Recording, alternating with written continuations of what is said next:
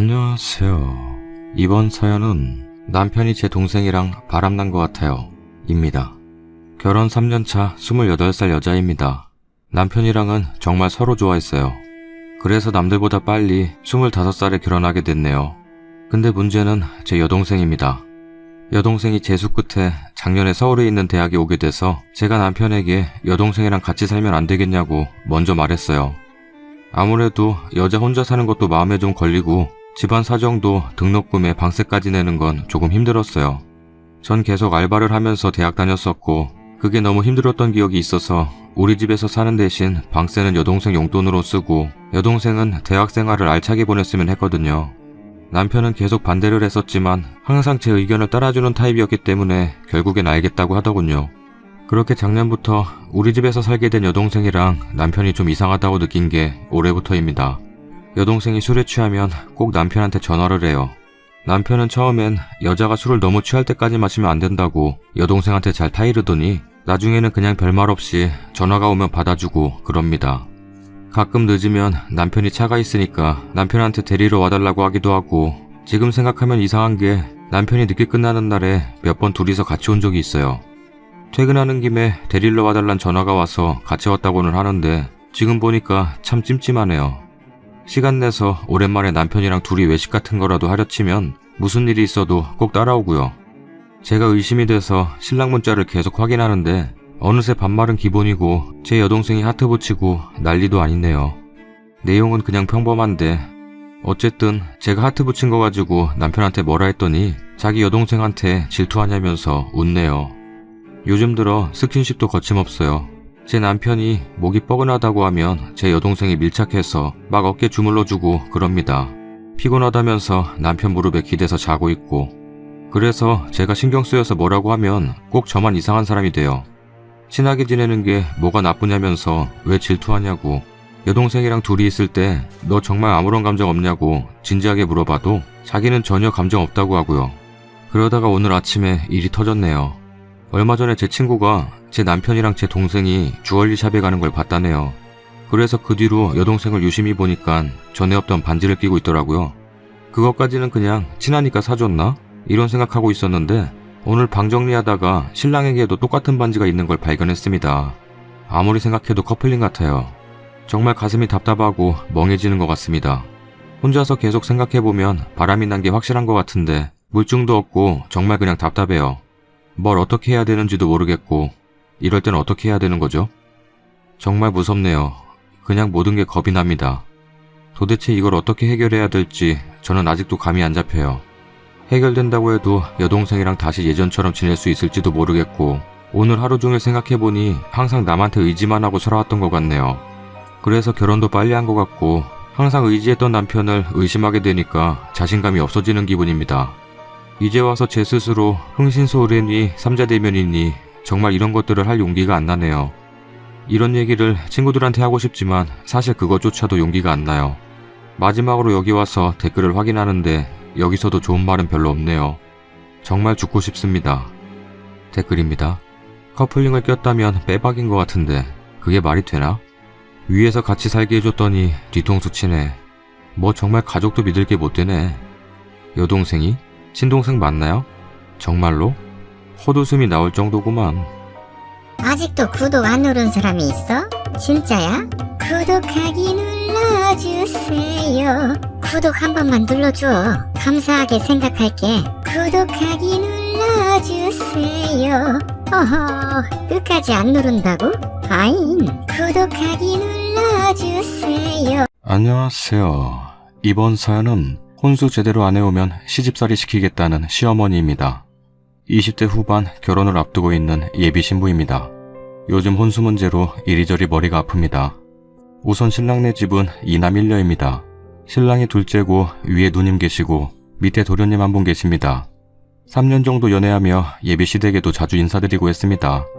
상당히 좋은 분들로 봐왔고요. 가정도 화목한 듯 해서 결혼하게 되면 크게 시댁 걱정은 없겠다 라고만 생각해왔습니다. 근데 문제는 혼수 문제입니다. 저희 집 그리 넉넉하지 못합니다. 신랑 집도 부자 아닙니다. 저희 두 집안 그저 그냥 밥 먹고 살 정도의 중하층 정도입니다. 그래서 예물도 그리 사치스럽지 않게, 그렇다고 서운함 느끼지 않도록만 준비하려고 했습니다. 저희 부모님도 그리 생각하고 계셨고 시댁에도 당연히 그리 생각하실 줄 알았습니다. 근데 2주 전 시댁에서 연락이 왔습니다. 혼수 문제로 좀 봤으면 좋겠다고요. 그래서 그냥 일 끝나자마자 바로 갔죠. 가자마자 바로 하시는 말이 예물은 얼마나 하려고?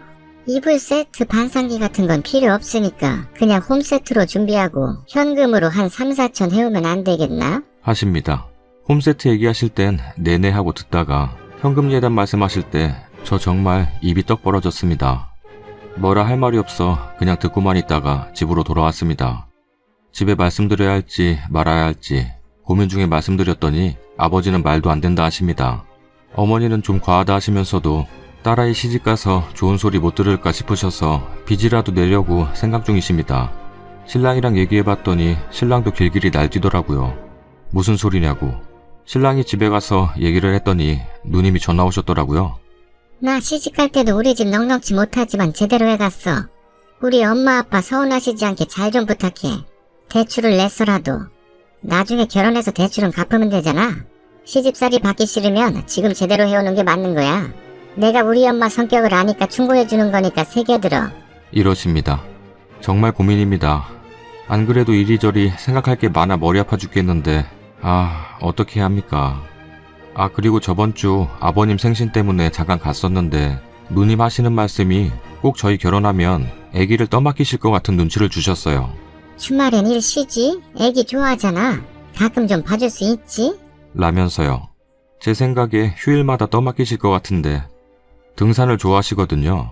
근데 애가 5살이라 매일 어머님한테 맡기시는 것 같고요. 정말 이리저리로 답답합니다. 결혼 선배님들 도움 좀 주세요. 댓글입니다. 장난하십니까? 3천이나 4천? 그 돈이면 경기도 조그만 집 전세 가격입니다. 그 결혼 꼭 해야 합니까? 나라면 안 해. 우리 엄마 아빠가 힘들게 일해서 번 돈, 아니면 쓰니가 힘들게 번 돈일 텐데 누구 좋으라고 시댁에 그 돈을 쳐 넣어주나요? 무슨 아들이 잘나가는 의사야 변호사야.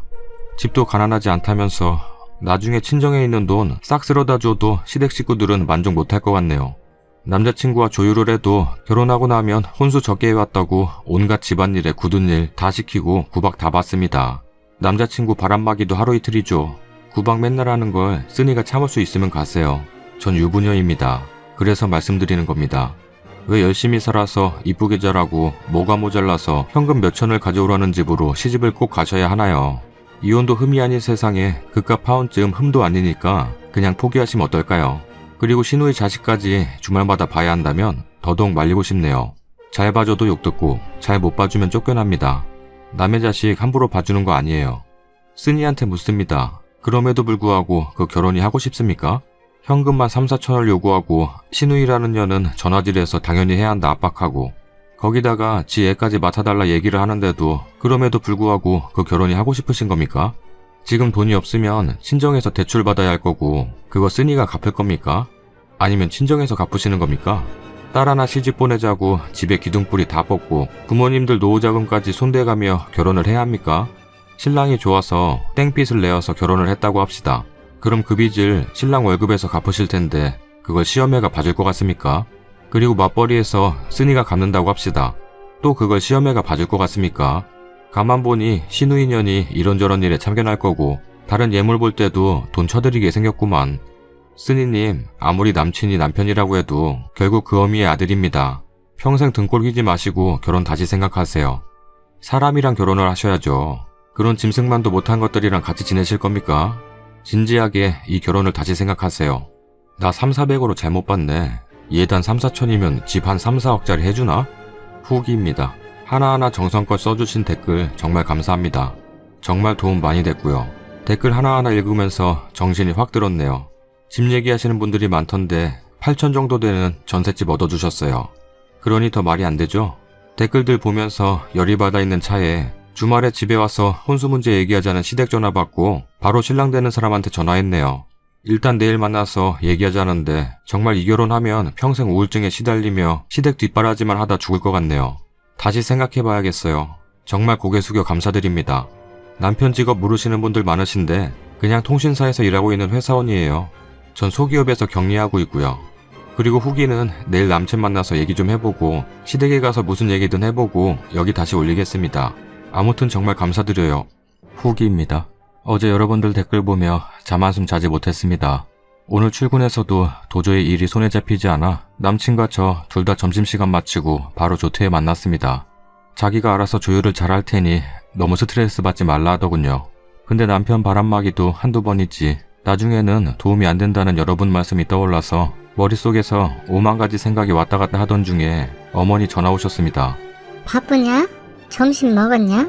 이런 말씀하셨지만 왠지 또 혼수 문제일 것 같아 집으로 찾아뵌다는 말을 하고 남친이랑 얘기 좀 더 하다가 집으로 갔습니다. 가는 길에 마음 굳게 먹었습니다. 나 당신이랑 결혼 못하겠다. 결혼은 우리 둘의 문제가 아니라 집안 대 집안 문제인데 어머니랑 누님이 지금부터 이렇게 나오시는데 결혼 후에 어떻겠냐. 내가 못했다고 해도 좋은데 난 당신이랑 살 자신이 없다. 이런 식으로 쐐기를 박았습니다. 남친을 사랑하지만 정말 그 집에 한여로 들어가는 기분이 들어서요. 가서 엄마한테 네 입장 잘 말해. 엄마도 너희 집 사정 잘 아시니까 말만 잘하면 알아들으실 거야. 큰 소리로 음성 높여서 말하지만 마. 그래도 어른이니. 라고 말하는데 그 말에 가시가 박혀 있다고 생각한 건 제 마음가짐 때문일까요? 신경이 날카로워서 그런지 그 말조차도 서운하게 들리더라고요. 여튼 마음 단단히 먹고 집에 갔더니 누님이랑 어머니 계시더라고요. 누님 댁이 남친 집 바로 옆동이거든요. 앉아서 그냥 차 마시면서 이런저런 얘기하다가 누님이 눈치를 살피다가 갑자기 생각났다는 표정으로 참, 혼수 준비는 어떻게 돼가? 하시길래 이때다 싶어 제가 말씀드리려는 찰나에 어머니께서 한군의 둘째 며느리는 혼수해오면서 집까지 같이 해왔다고 얼마나 자랑을 하던지 배가 아파 죽는 줄 알았다야. 이러면서 웃으셨어요. 정말 화가 나더라고요. 저희 집 사정 뻔히 하시면서 비꼬는 것 같았어요. 그래서 확실하게 말씀드렸습니다. 좀 버릇없고 못되게 들리실지 모르겠지만 저희 집엔 그만한 돈 없습니다. 제가 갑부집 딸도 아니고요. 어머님과 누님이 뭘 잘못 알고 계신 듯한데 남자가 해오는 집에 10%만 하면 된다고 들었어요. 근데 지금 어머님이랑 누님 너무 억지 부리고 계세요. 전 저희 부모님 등골 다 빼먹고 결혼할 자신 없습니다. 어머님이랑 누님 비위 다 맞춰줄 그런 돈 많고 콩깍지 씌인 며느리 받으세요. 라고 했더니 그 자리에서 누님 펄펄 날뛰면서 너 정말 싹수가 노랗다. 어른 앞에서 하는 말본새 좀 봐. 라면서 사사건건 다 트집 잡습니다. 어머니보다 누님한테 정말 많이 화가 났습니다. 목소리 높여서 욕이라도 실컷 퍼부어주고 싶었지만 참고 조근조근하게 말씀드렸습니다. 어머니도 기가 찬다는 듯이 요즘 세상에 남자가 집 해오고 여자는 혼수만 해오고 이런 법이 어딨어?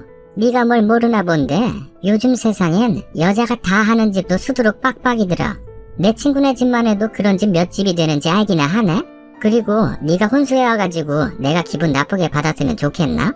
내가 원하는 거 말해주면은 네가 준비하기도 쉽고 그래서 내가 말한 건데 왜 그리 서운케 받아들이니? 도리어 내가 섭섭하다. 이러더군요. 그래서 제가 어머니 친구분 댁에 들어오는 며느리는 얼마나 갑부집 딸인지 모르겠는데요. 저희 집은 지금 부모님 노후 자금도 제대로 없으세요. 그 돈을 제가 어떻게 현금 예단으로 다 갖다 바치겠어요? 전 절대 못 그럽니다. 이런 식으로 얘기를 하는데 남친은 가만히 듣고만 있더라고요. 전 어머니한테 그건 과하다, 심하다 라고 말해줄 줄 알았는데 그건 아니더라고요. 그때 정말 결심했습니다. 이 결혼 저 못하겠습니다. 죄송합니다. 라고 딱 잘라 말해버렸어요. 그때서야 남친이 무슨 말이냐고 막 그러는데 누님이 야, 암만 그래도 그런 말은 쉽게 하는 거 아니다? 너 결혼해가지고도 부부싸움 한 번 했다고 도장 찍자고 할래? 이러시는 거 상종할 가치도 못 느껴서 그냥 죄송하다고 하고 나와버렸어요. 남친 쫓아오고 전화 오는 거 지금은 자기랑 얘기하고 싶지 않으니까 나중에 연락할 테니까 지금은 제발 내버려달라니 미안하다 하고 연락 없네요. 집에도 말씀드려야 할 텐데 도저히 입이 안 떨어져요. 마음 아파하실 부모님 생각하니 너무 속상해요. 그래도 저 잘한 선택 맞죠? 정말 여러분들 아니었으면 저 정말 타락의 길로 갈 수도 있었던 것 같은데 정성껏 댓글 달아주신 분들 너무너무 감사드리고 복 받으실 거예요. 오늘은 유난히 밤이 길 것 같네요. 댓글입니다. 정말 잘하셨습니다. 진짜 그 집 싸가지 하고는 알아주네요. 그런 집 들어가시면 님만 완전 개고생하는 겁니다. 선택 잘하셨어요. 파혼? 아무것도 아니죠. 그 집보다 더 좋은 집 널렸어요. 뭐가 아쉬워서 그런 집 가시나요? 주말에 친구들 만나서 술이나 거하게 한잔하시고 조금이나마 털어버리세요. 정말 잘하셨어요. 박수 쳐드리고 싶네요. 안 그래도 훅이 기다리고 있었는데 혹시라도 안 좋게 끌려다닐까 걱정했었는데 속 시원히 잘하고 오셨습니다. 그런 이야기 하는데 가만 듣고 있는 남친. 절대 결혼 생활 중 바람막이 해줄 인물 아닙니다. 제대로 평생 님 편 서줄 인물이었다면 그런 상황에서 네가 얘기 잘해 라고 얘기하는 게 아니라 가만히 있어 내가 설득하고 이야기할게 라고 해줬을 겁니다. 그리고 그렇게 결혼을 장사하듯 흥정하는 시모. 당신 아들 스펙 절대 그 정도 되지도 않는구만. 그 남친 누나란 사람도 그렇게 자기 할 거 다 해갔다면 어떤 신랑한테 얼마나 해갔을지도 궁금하네요. 결혼한 지 얼마 안 되었지만 결혼했기에 느껴요. 어떤 집안으로 시집 가느냐가 중요하다는 거. 그런 집 가서 친정부모 가슴에 멍들이고 평생 자기 가슴 치며 사는 것보다 지금 끝낼 수 있단 거 100번 1000번 잘한 겁니다. 정말 잘하셨어요. 후기입니다. 기억하실런지 모르겠네요. 날씨가 제법 쌀쌀한 무렵 글을 썼었는데 이제 겨울이 다가고 봄이 지나가려 하네요. 혼수 제대로 안 해오면 시집살이 시키겠단 시어머니 라는 제목으로 글을 썼었는데 그때 님들의 도움으로 눈에 콩깍지를 벗고 파혼한 지 벌써 6개월이 지났네요. 정말 감사했습니다. 한 번 더 님들의 도움을 받을 수 있을까 싶어 다시 글을 씁니다. 파혼 후 상황 설명을 좀 할게요. 시댁에 결혼 못하겠다고 나오고 어렵게 부모님께 말씀을 드렸습니다. 엄마는 차라리 잘됐다. 뭐가 아쉬워서 그런 곳에 시집가냐? 네 배필이 아닌가 보다 하셨지만 아빠는 노발대발 하셨죠. 어느 부모님이 시집살이 시키겠다는 집으로 딸 시집 보내고 싶으시겠어요. 그리고 며칠을 지옥 속에 살고 있었습니다. 일주일쯤 흘렀을까? 제가 연락을 안 하니 답답했는지 남친한테서 먼저 연락이 왔더라고요. 잘못했다. 내가 다 잘못했다. 파혼이 장난이냐? 내가 잘할 테니 다시 한번 생각해봐라. 이렇게 말을 하더라고요. 갈등했지만 도저히 안 되겠더라고요. 그래서 깨끗이 헤어졌습니다. 헤어지고 난 뒤도 전 많이 힘들어했고 우리 둘 사이의 문제로 헤어진 것이 아니기에 남친도 많이 힘들었을 거라 생각이 듭니다. 그렇게 조금씩 상처가 무뎌져 갈 때쯤 한 달 전부터 시댁에서 연락이 옵니다. 그땐 우리가 생각이 짧았다. 현금 예단은 필요 없으니 그냥 가전 세트만 해서 시집 오거라. 그때 현금 예단 3-4천 요구 기억하시나요? 너무 황당했습니다. 남친도 다시 연락이 옵니다. 일주일 전쯤 한번 만났는데 우리 집에서 마음을 고쳐먹었으니 이제 그만 나한테 와라 라고 말을 합니다. 부모님께 말씀드렸더니 택도 없다 하십니다. 이제 와서 아쉬운갑다 하시면서 만나지도 말고 갈등하지도 마라. 생각하는 시간도 아깝다. 일이나 열심히 하고 새로운 남자 찾아봐라 하십니다. 근데 전 솔직히 갈등이 되네요. 여태껏 너무 힘들었던 것도 있고 다시 예전 남친 만나니 무척이나 수척해진 모습과 아직 저를 잊지 못했다고 말하면서 눈가가 촉촉해지는 것도 봤거든요. 거기에 마음이 약해져 버려서 생각해보겠다 하고 집에 왔네요. 그때부터 예전 남친은 어른들 만나러 집에 한번 와라. 어른들이 너 많이 보고 싶어 하신다. 라고 계속 닥달 아닌 닥달을 하네요. 어머님 고모님 전화 오셔서 너 내치고 후회 많이 했다. 다신 안 그럴 테니 일단 집에 한번 와봐라. 하십니다. 근데 전 자신이 없습니다. 어머님 다시 볼 자신도 없고요. 여차저차 하여 상황이 6개월 전으로 돌아간다 하여도 부모님 마음 아프게 하고 싶지도 않습니다. 근데 저도 아직 남친을 못 잊은 모양입니다. 일도 손에 안 잡히고 계속 신경이 쓰이네요.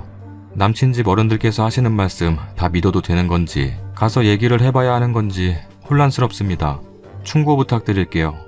댓글입니다. 파혼 뒤 6개월이 지나서야 시댁에서 가전만 해오너라 하고 연락 오는 건 6개월 동안 주구장창 선본 다음에 님이 제일 만만하다는 판단이 들어서예요. 그리고 사람 마음이란 게 님이야 가전에서 시집간다 쳐도 시댁 입장에선 님은 이미 마이너스 3천짜리예요.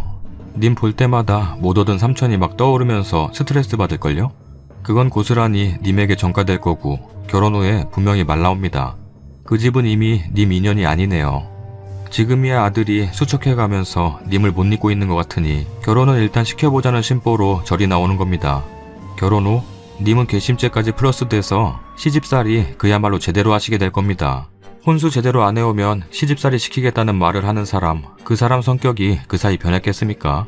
파혼해서 끝날 걸 이혼해서 끝나게 하지 마세요. 제발요. 몇 년 뒤 2007년도에 저 글을 쓰고 지금 2012년이 되었네요. 어디 기댈 곳도 없었고 속 시원히 털어놓을 곳도 없었는데 여기서 많은 위로를 받았어요. 이름도 모르고 얼굴조차 모르는 그분들에게 어떻게 감사함을 표할지 모르겠어요. 그 당시 저 위로해주시고 함께 공감하며 분노하셨던 분들께 제 이야기 꼭 전하고 싶었어요. 또 아닌 걸 알고도 흙탕물로 들어가려는 분들에게도 하고 싶은 얘기네요. 그래서 미루고 미루다 오늘에서야 4년 묵은 속 시원한 후기 가지고 왔어요. 2007년 파혼하고 정말 많이 힘들었어요. 여기 글 쓰고 어마어마한 댓글에 정신 번쩍 들어 쿨한 척 뒤돌아섰지만 미련이라는 게 발목을 잡아 몇 번이나 갈등하고 고민하고 갈팡질팡 불안불안한 나날을 보냈었죠.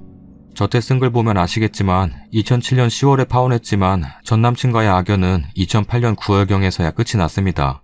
하루하루 눈물로 지새고 매일매일 지옥을 수백 번 아니 수천 번 다녀왔어요. 밥을 먹어도 먹는 게 아니고 잠을 자도 자는 게 아니며 말 그대로 죽지 못해 살았던 것 같아요.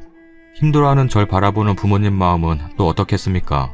어쨌든 그 집안은 끝까지 끈질기게 저를 괴롭혔습니다. 결혼까지 할 뻔했던 전남친, 어머니, 누나 매일같이 연락와서 미안하다, 잘못했다. 그러다가 어느 순간 또 돌변하셔서 니년이 내 아들 인생 망쳐놓고도 무사할 것 같아? 이럽니다. 제대로 서 있기도 힘들었던 저를 위에서 힘껏 누르셨죠. 경찰서도 몇 번 들락날락거렸으나 중요하지 않으니까 요건 패스할게요. 덕분에 저희 집은 가족 휴대폰 번호 싹 다 바꾸고 저는 다니던 직장까지 간뒀어요. 몇 달간은 완전 그냥 폐인이었어요. 그러다 어느 순간 그러고 사는 제 자신이 한심스럽더라고요. 거울을 보는데 제가 제 자신한테 미안해지더라고요. 그래서 2009년 설 지나고 다시 일을 시작하고 그나마 사람 행색은 하고 다녔어요. 그래도 새로운 사람을 만나는 건 무섭더라고요. 간간히 들려오는 전남친의 소식에 마음이 찌릿찌릿했지만 눈 감고 귀 닫고 남자는 아예 멀리한 채 일만 하며 그렇게 살았어요. 그러다 시간이 흐르고 2010년을 조금 앞두고 저의 진정한 운명을 만났어요.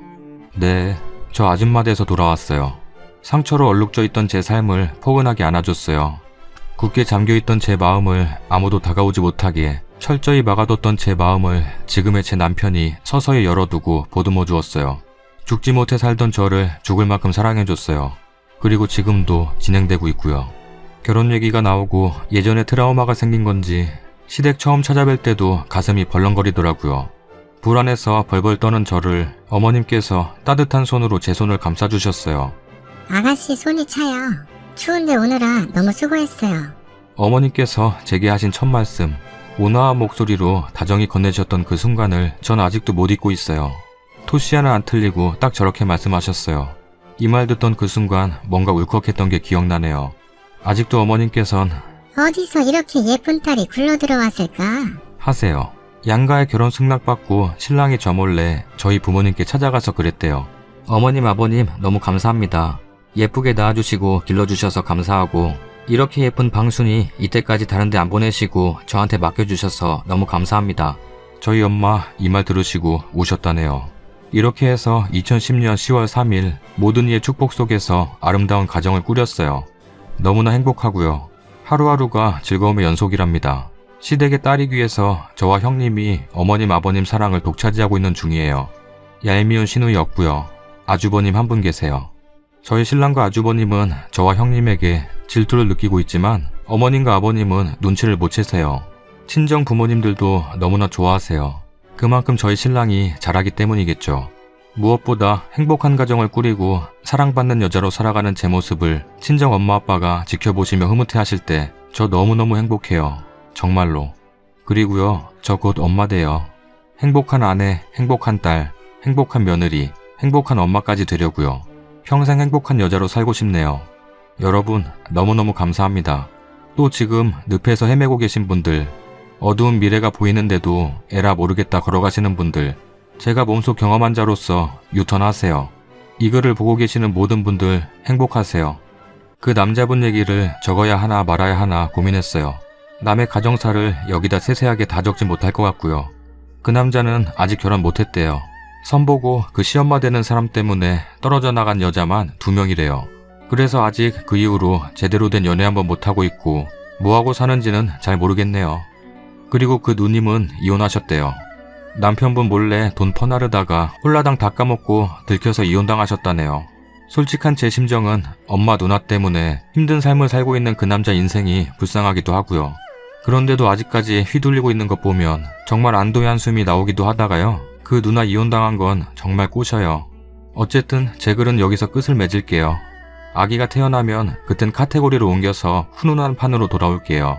여러분 행복하세요. 감사합니다. 아직도 구독 안 누른 사람이 있어? 진짜야? 구독하기 눌러주세요. 구독 한 번만 눌러줘.